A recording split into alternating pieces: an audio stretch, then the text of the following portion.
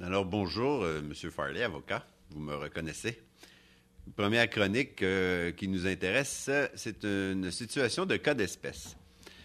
Un cas particulier qui m'a été soumis au bureau et pour lequel je voulais vous entretenir.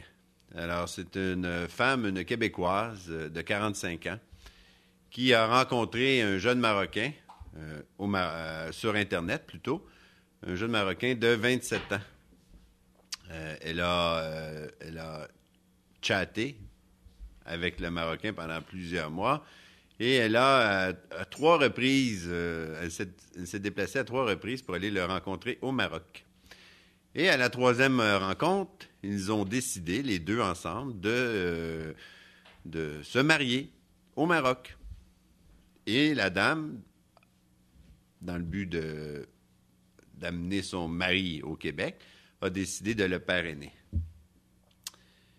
Alors, les autorités du gouvernement québécois ont rencontré la dame en question dans une entrevue et, pour le Marocain. Ils ont rencontré aussi le Marocain dans une entrevue et l'agent d'Immigration Québec a décidé de lui refuser l'immigration, de refuser le parrainage par la Québécoise vis-à-vis son mari, le Marocain. Et aujourd'hui, à l'heure où on se parle, le refus persiste toujours. Le gouvernement n'a toujours pas changé d'idée et sont allés en arbitrage. L'arbitrage a donné les résultats qu'on s'attendait et le refus du gouvernement du Québec vis-à-vis ce Marocain persiste toujours.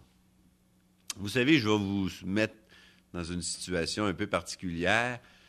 Rencontrer, que ce soit un Marocain ou que ce soit un Québécois, que ce soit dans un bar ou sur Internet, alors je ne vois pas la différence, pour moi.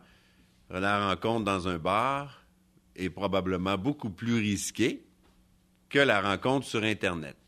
Peu importe, dans la situation qui nous occupe, c'est via Internet que ces deux personnes ont fait leur rencontre et ont décidé de se marier.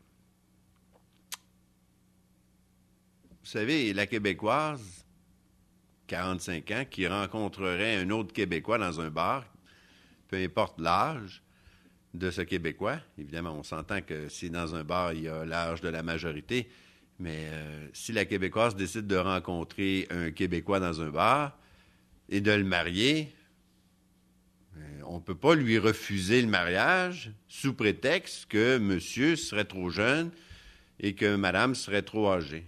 L'inverse serait la même chose. D'autre part, on ne peut pas considérer ça comme de la pédophilie, puisque les deux personnes sont majeures et sont en situation de pouvoir décider pour eux-mêmes. Alors, c'est eux qui décident de se marier, c'est eux qui décident de s'unir via la loi ou via les règles de leur Dieu à eux. Et c'est eux qui ont le pouvoir absolu.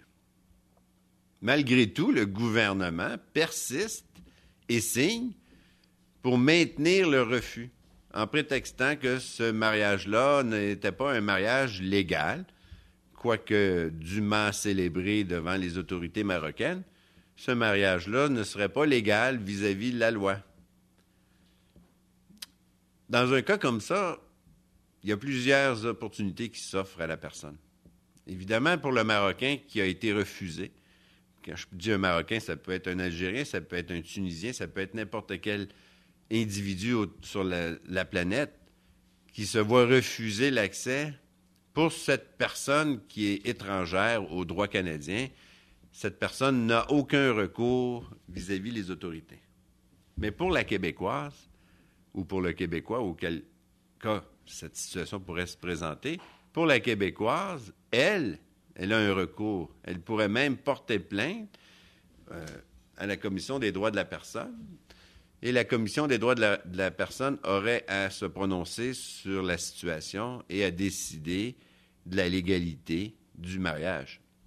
Vous savez, quand on décide de se marier, On ne se marie pas pour le plaisir de le faire. On se marie parce qu'il y a des sentiments qui nous habitent et qui fait en sorte qu'on décide de s'unir avec une autre personne.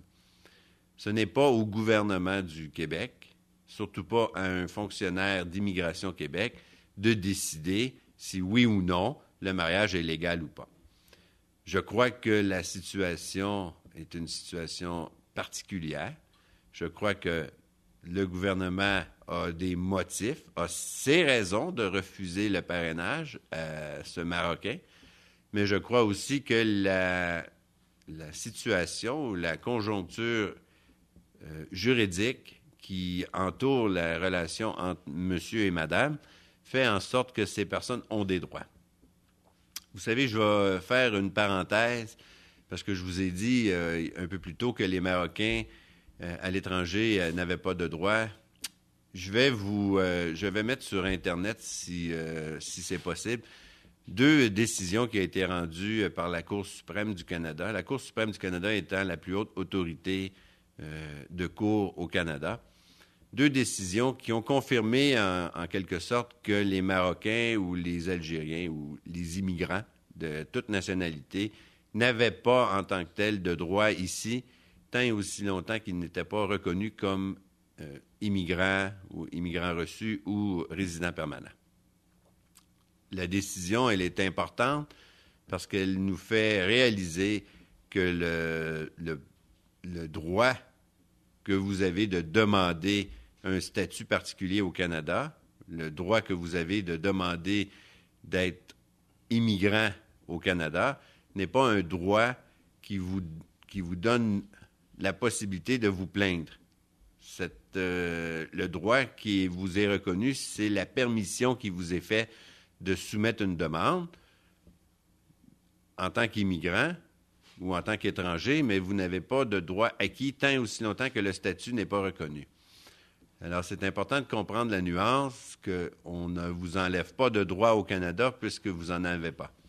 La seule chose que je vous dis dans le cas qui nous occupe, de la dame qui a décidé de marier un Marocain, c'est cette dame-là qui, en tant que citoyenne canadienne, a des droits devant la Commission des droits de la personne. Et je vous invite, si la situation vous occupe, vous préoccupe, ou si vous vivez la même situation, je vous invite à communiquer avec nous sur mon adresse de courriel.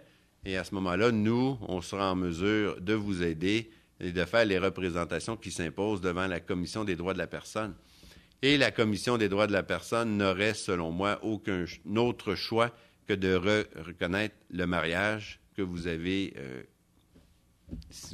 fait avec la Québécoise. Alors, j'espère que ces quelques propos seront vous animer.